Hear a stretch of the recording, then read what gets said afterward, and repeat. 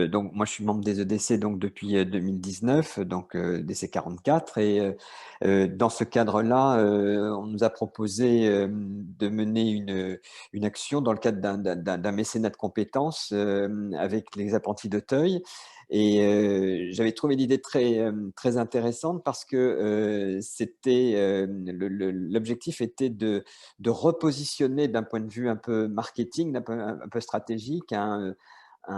potager associatif qui était un peu à la croisée des chemins. Donc il y avait une perte de confiance de la part de tous ces jeunes, qui se posaient des questions parce que, il y avait une baisse des adhérents qui achetaient les paniers et puis par ailleurs, il y avait aussi ce besoin important de passer au bio avec évidemment à la clé une augmentation de prix. Alors c'était pas évident parce qu'il y avait par ailleurs une baisse des adhérents, nombre de paniers vendus et cetera. Donc on parlait de la demande tout à l'heure, bon on est en plein dans le sujet et donc je trouvais ça vraiment très intéressant parce que, très concrètement, 2 choses, d'abord, heu, être à la rencontre de ces jeunes qui avaient véritablement besoin d'être remotivés. Parce qu'ils se posaient vraiment des questions de fond,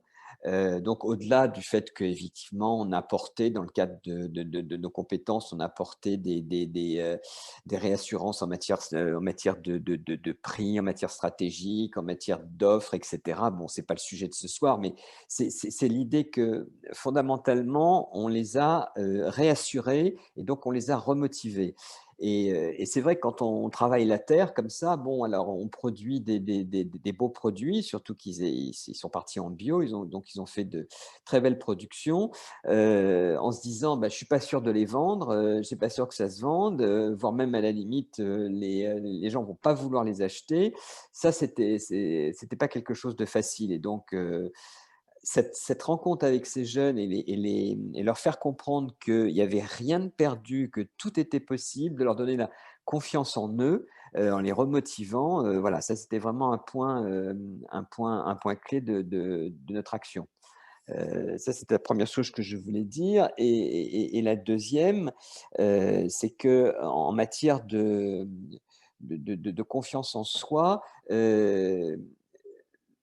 tout travail mérite reconnaissance et c'est vrai que si, ces jeunes-là ne sont pas accompagnés dans le cadre d'une bienveillance et d'une reconnaissance, ils ne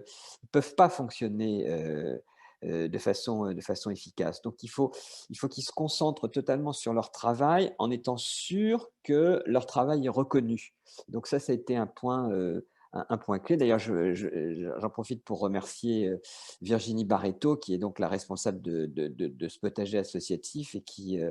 nous a permis d'intervenir avec Pascal Raymond, qui était mon coéquipier des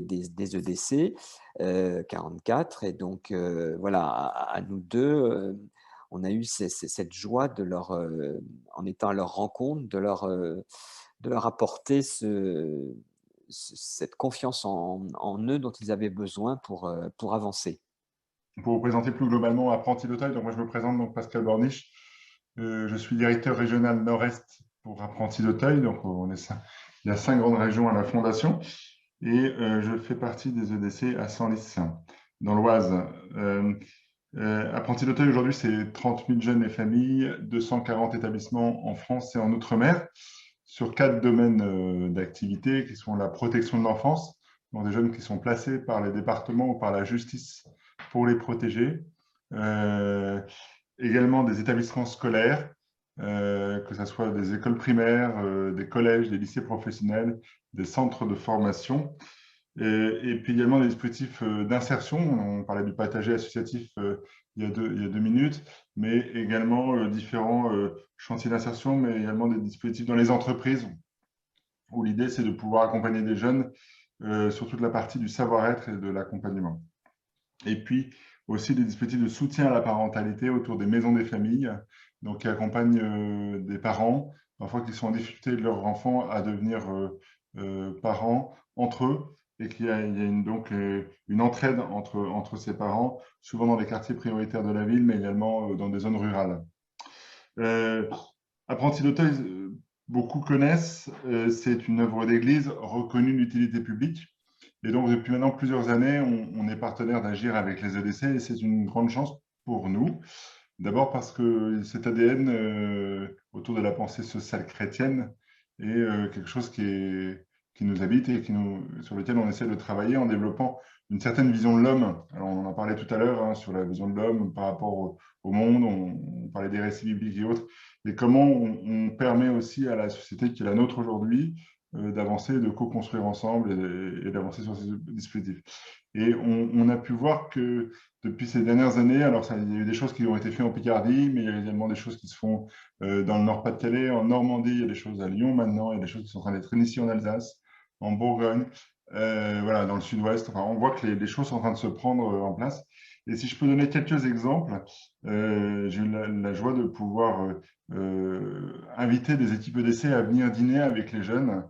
Et ce que je peux vous témoigner, c'est l'histoire de la rencontre